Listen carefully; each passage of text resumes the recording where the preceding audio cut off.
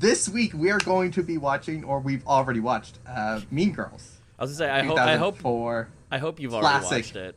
Mean movie. Yes. I've watched it twice now. I have like character-specific notes. Usually I take pretty serious notes, but this is one of those movies where, like, especially when I was in high school, it was so ubiquitous. It was just everywhere. It is a movie that it's been meme-ified, I want to say. Oh, so much, yeah. Like, some of the quotes I have written down here from this movie are just things that, even without seeing the movie, I knew these quotes. Like, on Wednesdays, we wear pink. Yeah. Boo, you whore.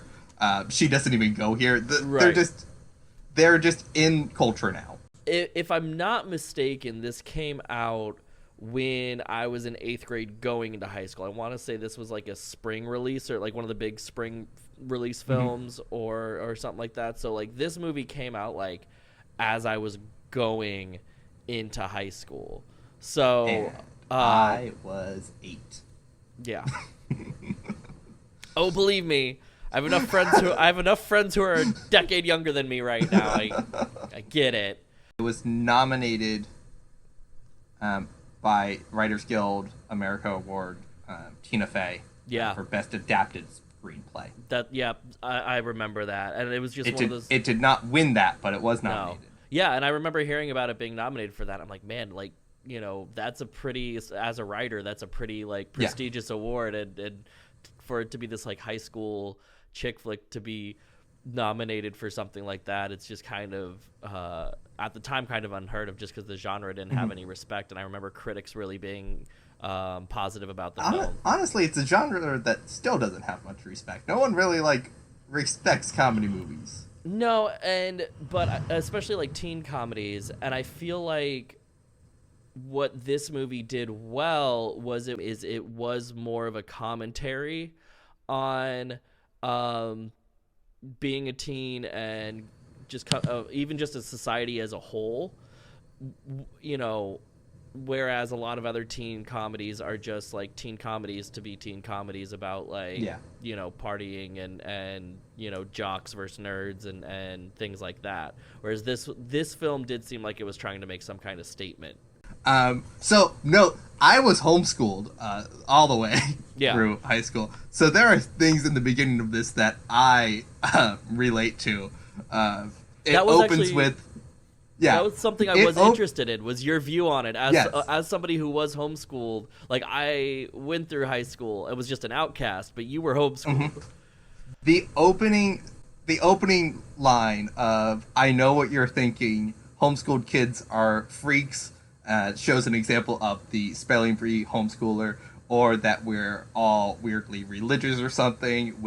And then the example of the kids quoting, what's the quote here? On the third day, God created a gun to fight dinosaurs and homosexuals. I have met both of those types of homeschoolers. Oh, absolutely. Thank God. I am not one of them. Yeah. I try very hard to eventually get the reaction of people of, "You were homeschooled? Wow, I never would have guessed that." Did you look? Did you go and look up who actually invented the toaster strudel when they were making that? No, I didn't. Did you? No, I was very curious too. Do that right now. Inventor of toaster strudel. Why don't you just come back with like quotes? Yeah, if it is someone with the last name Wieners, that's going to be amazing. Shocking. The first thing that comes up in bold, Gretchen Wiener's father. It was made to be in competition with Pop-Tarts. So yeah, it is superior to Pop-Tarts, by the way. I've legit never actually eaten toaster Next strudel. beer quest, I'm just bringing Phil toaster strudels. Like, you could start hanging out with some people in September and then not be talking to them at all by the next February. You know, it's just, yeah.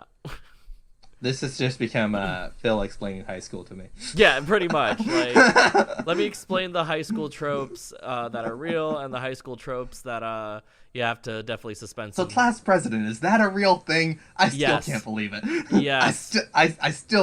I refuse to believe that that is a real thing. It seems like the dumbest thing. Are talent shows real? Yeah, so my school was pretty lame, and I remember having one talent show in like 7th or 8th grade, like a middle school talent show. Mm-hmm. But my school didn't do much of anything. We were pretty lame. Okay. But I did go to friends' talent shows and things like that at their schools. So it was a thing. That sounds horrendous. But to be fair, my friends' schools had a lot of people who were actually talented, whereas my school, I don't want to say no one was talented, but just not enough people were talented enough to fill a 2-hour night of like entertainment. And to anybody from high school who may hear this, you know what? Fuck you. I don't care. They go from the state championships to the spring fling, which are happening on the same night. Because that probably would happen. If it was a football game, it wouldn't happen. Look, mathletes aren't cool enough to go to spring fling.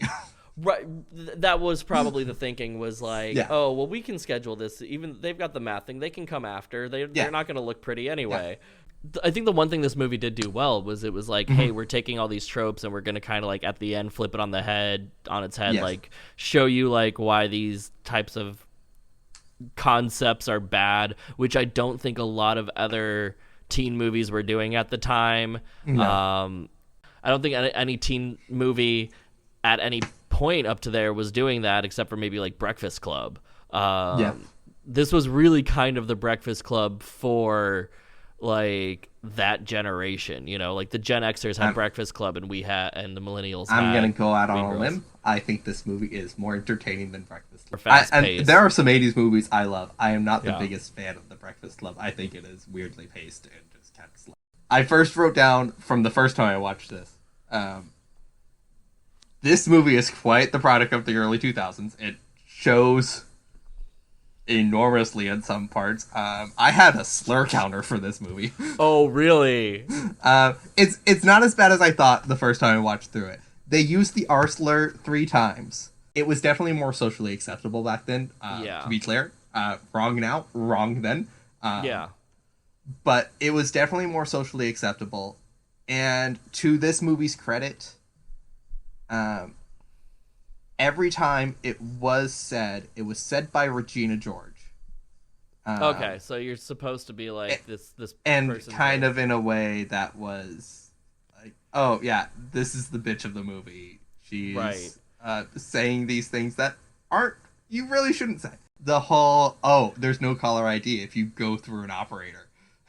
I don't know if that's true, because I don't know if that's true. I very rarely use go through information. Like, all right, if you say so, I don't think we do that anymore. If I was calling through 411, like, it was usually for a business, so I didn't know whether or not I was on their caller ID, because it didn't really matter.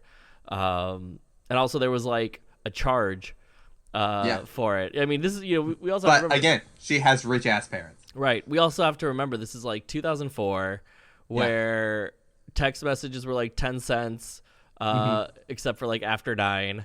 And I somehow had the ability to like run up $100 phone bills for my mom just on 10 cents a text message. Smooth. I was glad I was with T-Mobile because they were the first ones to get unlimited texting.